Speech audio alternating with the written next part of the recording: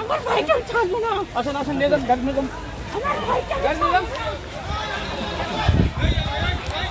এই খারাই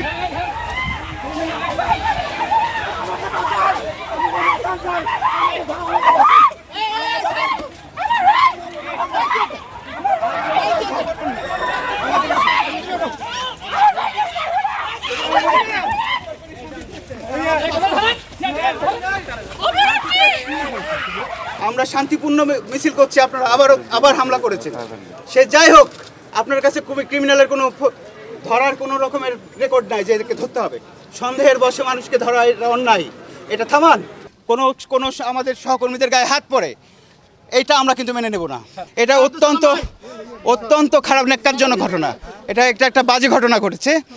এটা প্রশাসন এসে এইভাবে, পুলিশের প্রশাসন এসে এইভাবে আমাদের শিক্ষার্থীদের নিয়ে যেতে পারে না।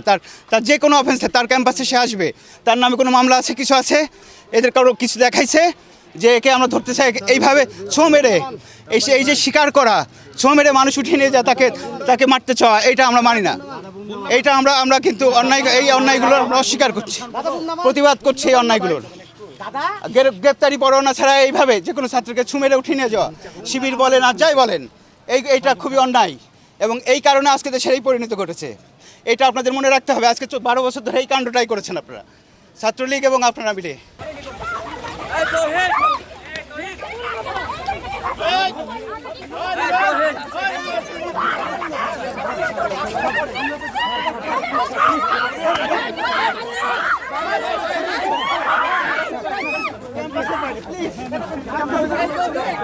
আমাদেরকে অপমান